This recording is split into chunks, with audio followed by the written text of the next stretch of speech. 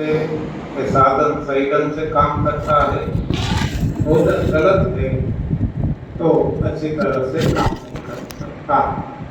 अन्य प्राणियों के देह अच्छी तरह से काम करते हैं, जबकि इंसान के देह रोगी से गलत खाना खाया है। गलत खाना क्या है, सही खाना क्या है, ये सब कुछ हमने देख लिया।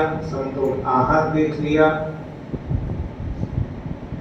भोजन के 3 प्रकार भी देख लिए, उत्तम, मध्यम, कनिष्ठ।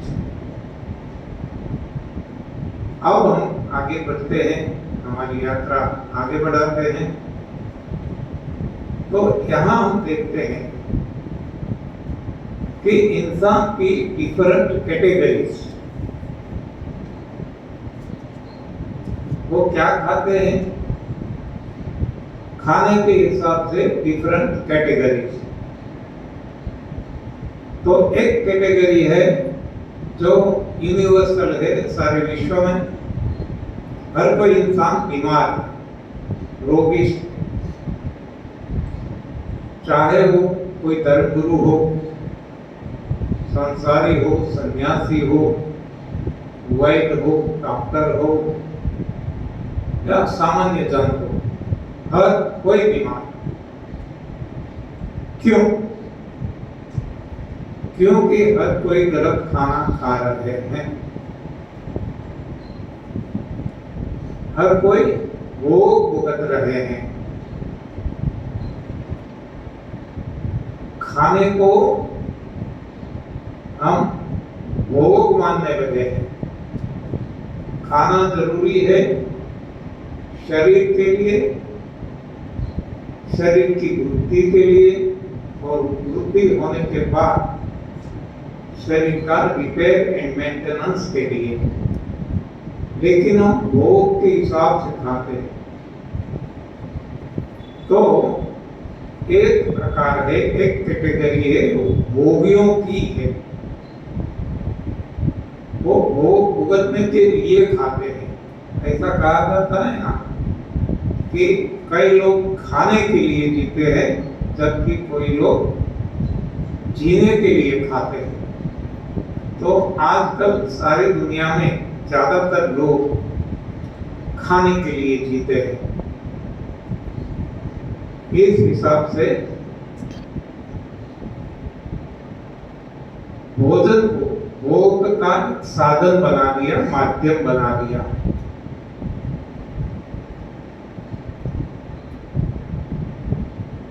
परिणाम ये आया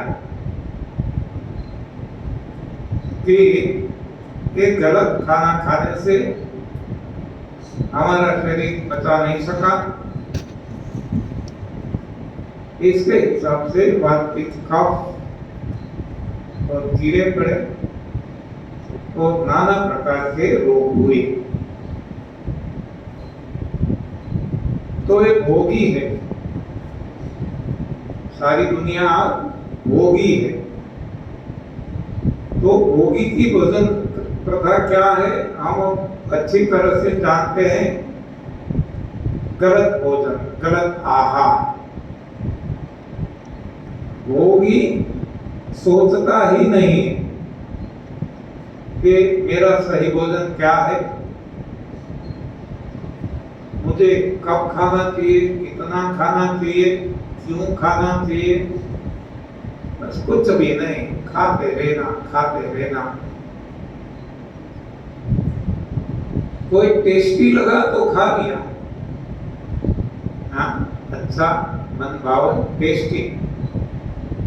किससे बना है, हमारा भोजन है या नहीं है, वो नहीं देखते। चाहे मांस भी हो, मच्छी भी हो, अंडे भी हो, ना कोई अनाज है, दालें हैं, क्या है वो देखता ही नहीं। बस टेस्टी लगा, खा लिया। और इतना खाता है कि जब तक शरीर मना न कर दे, मन मना न कर दे, यानी कि अब ज्यादा खाएंगे तो उल्टी हो जाएगी, तब तक पेट भर भर के ठंस ठंस के खाता है। ये भोगी है जो इस तरह से खाता है, उनकी सोच भी वैसी,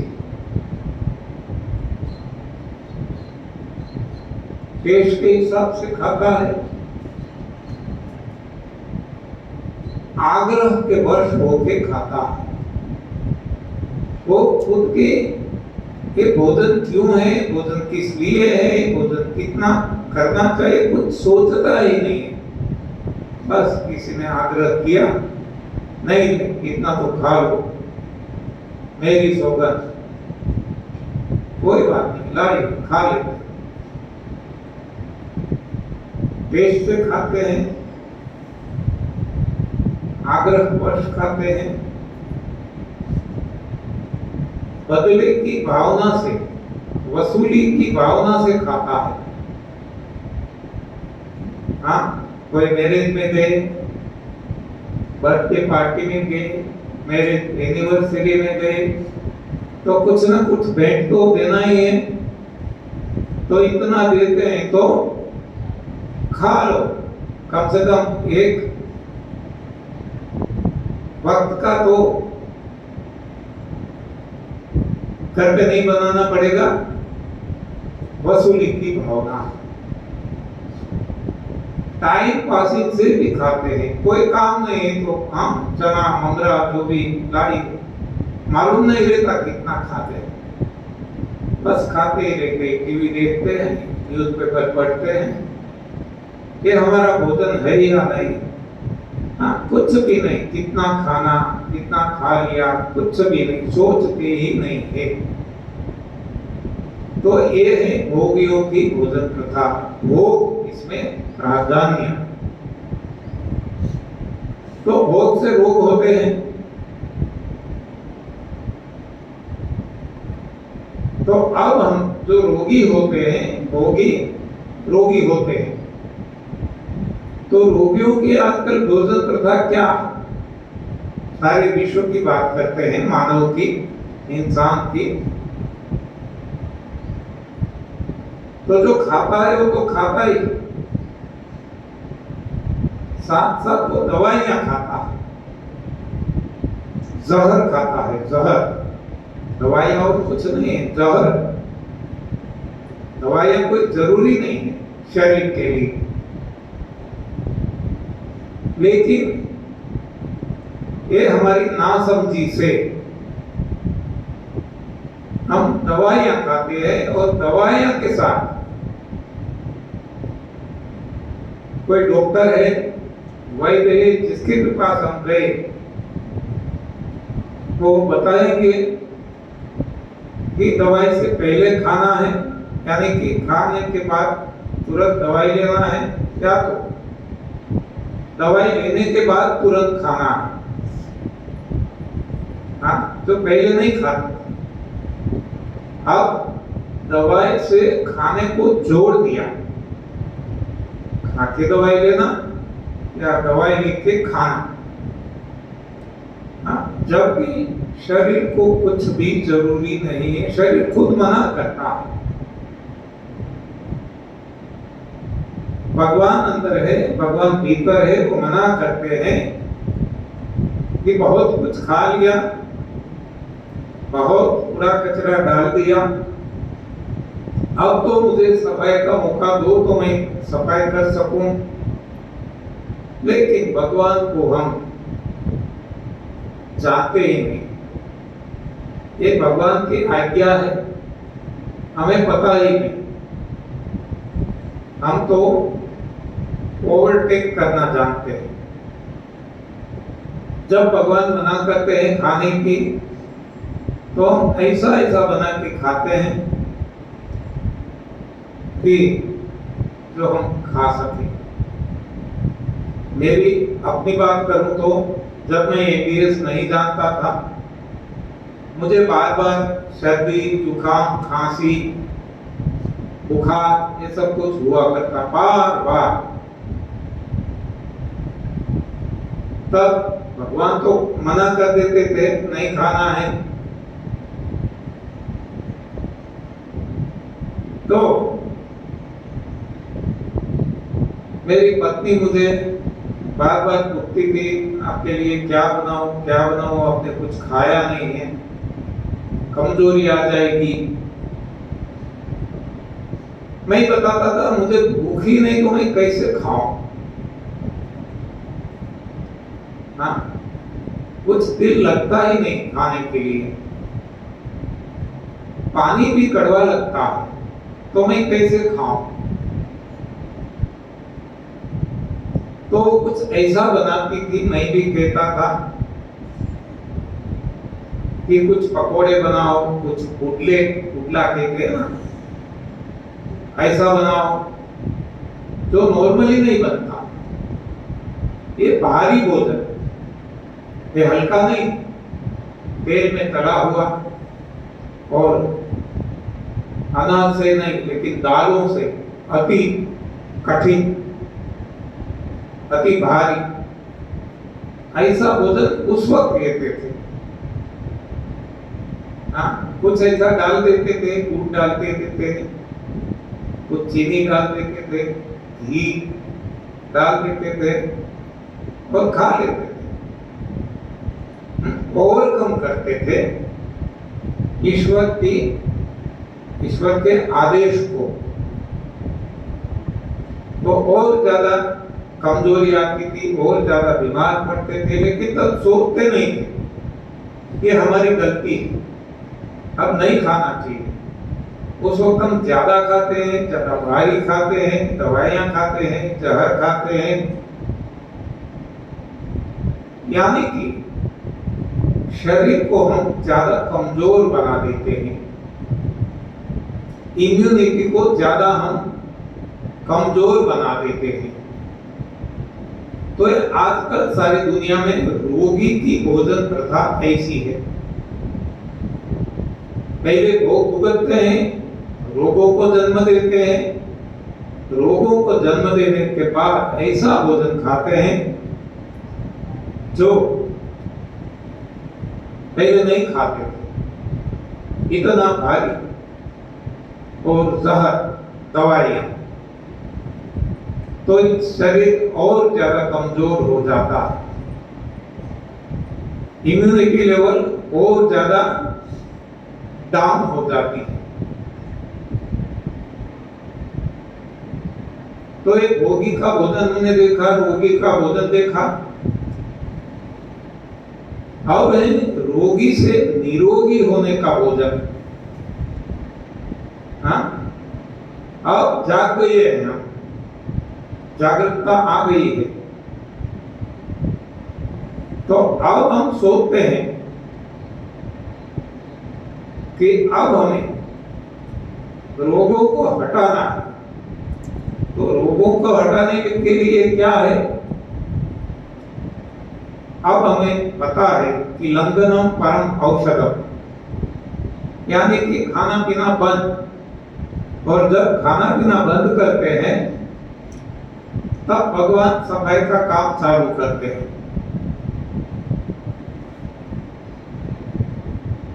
और धीरे धीरे सफाई हो जाती है तो बाद में भगवान खाने के लिए भी मंजूरी देते हैं, अब भूख लगने लगती है। तो अब रोगी से निरोग बनना है। रोग चाहे कोई भी हो, देखो यहाँ हम रोग के नाम नहीं लेते। तो लंघन करना है, खाना पीना बंद करना है, और तभी सफाई होगी और तभी शरीर स्वच्छ होगा और स्वस्थ बनेगा, रोग हट जाएंगे। कुछ भी नहीं खाना है, लेकिन आज तक आदत बनी है खाने की। बिना खाए पिए हम नहीं रह सकते। हमें लगता है कि नहीं खाएं तो मर जाएंगे, कमजोरी आ जाएगी, चक्कर आ जाएगा। हाँ, डर जाते हैं हम। ये तो भ्रांत ख्याल हमारे मगज में भरे पड़े हैं, डेल्यूशन, इल्यूशन जो भी कहें।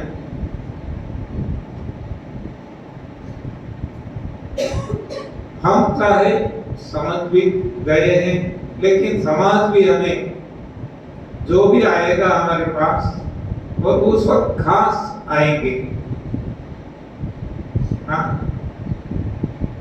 हमारी खबर अंतर पूछने के लिए लोग आते हैं और सबसे पहला ये सवाल करते हैं कि कुछ खाया या नहीं।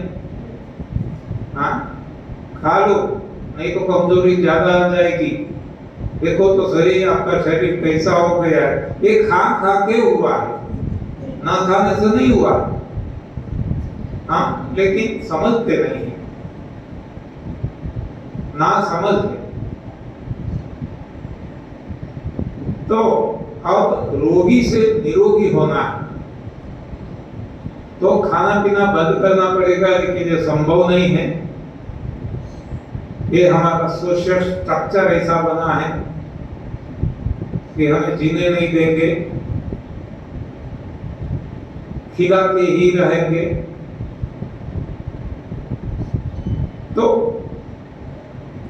हमें पता है कि खाना ही हमारा मन भी मांगेगा, तो हमें खाना देना है, लेकिन क्या देंगे? सही भोजन। अब गलत भोजन नहीं देंगे, और वो भी कैसा? ठोस नहीं, केवल और केवल रस, जूस, रसाहार।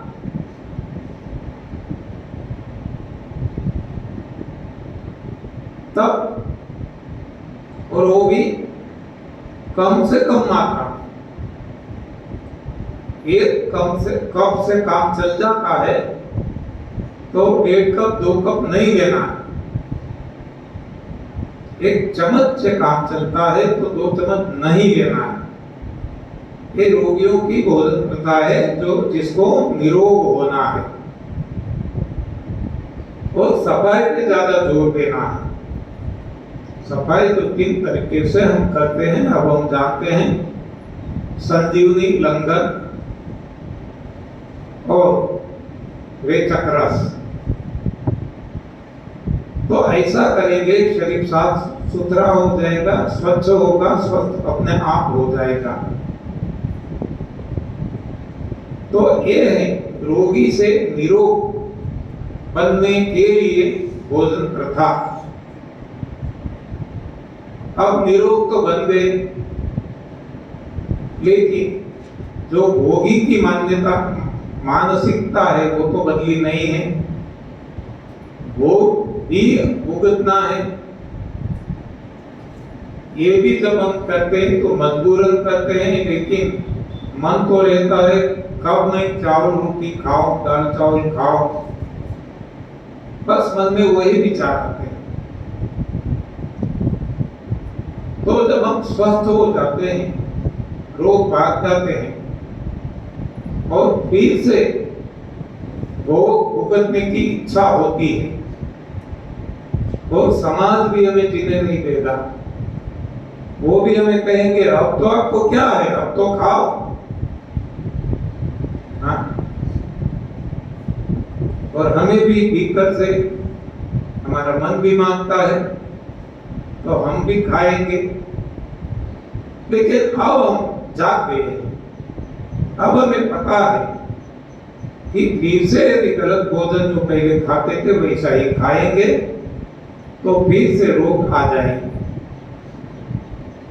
तो अब हम क्या करेंगे? थोड़ी सी छूट लेंगे। सभी के साथ रहना है, समाज में रहना है, सभी के साथ कदम मिलाने हैं। बर्थडे पार्टी में जाना है, मैरिज में जाना है, एनिवर्सरी में जाना है, तो खाना तो पड़ेगा ही। तो अब हम क्या करें कि जब मजबूरन खाना पड़े तभी खाएं, जो समाज में खाया जाता है, पक्व आहार। और इसमें भी ख्याल रखें कि अनाज और दाल जो हमारा भोजन नहीं है और इसको भी यहाँ तो पकाया गया है, तो ऐसा भोजन कभी भी ना खाएं। शादी ब्याह में जाते हैं वहां तो पानी पूरी भी है, भेलपूरी है, पूरन पूरी है, हाँ, ढोकले हैं, नाना प्रकार के कितने एक बाजार खड़ी कर देते हैं। तो इसमें हमें देखना है कि वैसे तो खाना ही नहीं है, लेकिन यदि संभव नहीं है, खाना ही पड़ता है, तो सब्जी ज्यादा अनाज कम, तो सब्जी ज्यादा खाएं, अनाज कम से कम खाएं और एक ही बार खाएं, और वो भी रात को ही खाएं। तो ऐसा करेंगे तो ये जो पहले करते थे इससे उल्टा हो जाएगा। पहले हम क्या करते थे, सुबह उठते ही राजा जैसा भोजन, दोपहर व्यापारी जैसा, रात भिखारी जैसा। अब यहाँ उल्टा हो जाता है, उठने के साथ भिखारी जैसा, दोपहर व्यापारी और रात को राजा जैसा। देखो, राजा सबसे पहले बीमार पड़ने वाली व्यक्ति है। हम कहते हैं राज रोग, कोई भी रोग आया, जब डायबिटीज आया, बीपी आया, कैंसर आया, टीबी आया, सबसे पहले राजा को आया, क्योंकि उनकी रहन सहन भी गलत है और खान पान भी गलत है। तो उनको सबसे पहले इसके असर होती है। इसलिए ऐसे रोगों को, सभी रोगों को सबसे पहले हम राज रोग कहते हैं। तो अब जब हम उल्टा कर लेते हैं तो परिणाम उल्टा आ जाता है। पहले उठने के साथ राजा जैसा, दोपहर व्यापारी जैसा, तो रात को भिखारी जैसा हल्का, जिसको हम हल्का समझते थे, सही में हल्का नहीं था। हल्का किसको समझते थे, या तो आज भी समझते हैं, जो कोई बीमार पड़ते हैं, हम कहते हैं उनको हल्का भोजन दो, तो हल्के में हम क्या देता है, देते हैं खिचड़ी, देते हैं ना। तो खिचड़ी, आप देखो खिचड़ी किससे बनती है? हाँ, एक है दाल, चाहे मूंग की हो, चाहे चने की हो, चाहे और किसी की हो, और दूसरा है चावल, यानी कि दाल और अनाज, अनाज व दाल, ग्रेन्स एंड पल्सेस, ये दोनों से बनती है। तो ये जो खिचड़ी है, अब हम समझ सकते हैं कि ये तो हमारा भोजन नहीं है। अनाज व दालें इंसान का भोजन नहीं है, इंसान का और भी नहीं है, दूध भी नहीं है, पकाया हुआ कोई भोजन नहीं है, मांस मच्छी अंडे नहीं है। तो इसमें ये जो अनाज व दालें हैं सबसे भारी है। ये हमें वैसे भी पता चलेगा, थोड़ा लेट के तोड़ेंगे तो मूंग है, मठ है, चने हैं, वो टूटेंगे नहीं, इतना हार्ड टू ब्रेक है, वो नहीं टूटता। तो अंदर कैसे टूटेगा? तो ये इतना भारी है। वैसे एक तो हमारा भोजन है ही नहीं, और फिर भी ऐसा भोजन हम खाते हैं। तो खिचड़ी सबसे भारी भोजन है, जिसको हम सबसे हल्का समझते हैं। यानी कि आज तक हमने जो कुछ समझा सब कुछ गलत और उल्टा ही समझा। तो अब हम जो भी खाएंगे, उठने के साथ भिखारी जैसा, भिखारी यानी बिल्कुल नहीं, हल्का सा। जब शुरुआत करें, खाना ही पड़ता है तो हल्का सा है, तो जीरो, कुछ भी नहीं, केवल हवा। ये हल्के से हल्का भोजन है, हवा। हवा भी भोजन है हमारा। पंच तत्वों में एक हवा, पृथ्वी, जल, अग्नि, वायु और आकाश, इसमें वायु हमारा भोजन। तो उठने के साथ जहां तक हो सके केवल और केवल वायु से हमें हमारा काम चलाना, वायु भक्षण करना, हवा खाना, और न रहा जाए तब व्यापारी जैसा। व्यापारी हम किसको कहते हैं?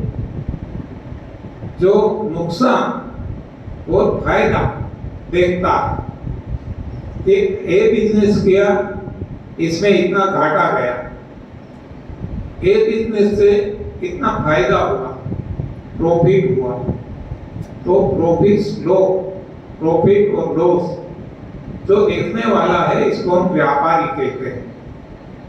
तो अब हमें पता चल चुका है कि आज तक जो गलत भोजन खाया इसमें घाटा गया, नुकसान हुआ, और जो सही भोजन खाने वाले उनको घाटा नहीं जाता, नुकसान नहीं होता, फायदा होता है। तो व्यापारिक ऐसा भोजन यानी कि जिससे हमें फायदा मिले, ऐसा भोजन जिसको हम सलाद, सब्जी, फल कहते हैं, तो ये दोपहर का भोजन हो गया। और रात का भोजन राजा जैसा, यानी जो बीमारी लाते हैं शरीर में, लेकिन हम आदी बन चुके हैं, खाना हमारी मजबूरी बन जाती है, तो भी ऐसा यदि खाना ही है, कारण कोई भी हो, तो रात को खाना है।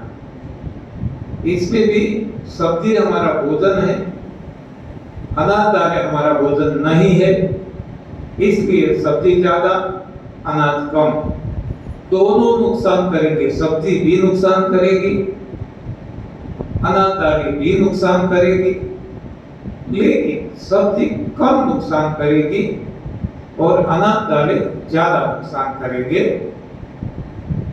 क्योंकि सब्जी कम से कम हमारा भोजन तो है, लेकिन इसको आग पे चढ़ा दिया तो नष्ट भ्रष्ट कर दिया, जहर बना दिया, मृत बना दिया, इसलिए वो हमें नुकसान करता है, लेकिन कम नुकसान करता है। तो जो कम नुकसान करने वाला है वो ज्यादा खाए, ज्यादा नुकसान करने वाला कम खाए। तो ये भोजन हो गया ऐसे भोगी जो रोगी नहीं बनना चाहते, भोग भी भुगतना है और निरोग भी रहना है, ये मिश्र है, दोनों का मिश्रण है। तो ऐसा करेंगे तो वो काफी हद तक निरोग रहेगा, 100% नहीं रहेगा, काफी हद तक, क्योंकि हर दिन रात को तो गलत खाना खा ही जा रहे हैं। तो अब क्या करें कि उठने के साथ तो भिखारी यानी कि हम लंघन करते हैं 8 घंटों का, तो कुछ कॉम्पेंसेट हो जाता है, पूरा नहीं होता तो हफ्ते में एक या तो कम से कम 15 दिन में एक 24 घंटों का निर्जल उपवास करें। और जब भी हम निर्जल उपवास करें तो निर्जल उपवास के साथ साथ संजीवनी क्रिया अवश्य करना है। और जब निर्जल उपवास छोड़ते हैं तब रेचक रस अवश्य लेना है एक बार। तो इस तरह करेंगे तो ज्यादातर सफाई होती रहेगी। फिर भी कुछ ना कुछ तो जमा होता ही रहेगा। तो साल में 4 बार नवरात्र आती है, हर 3 महीने।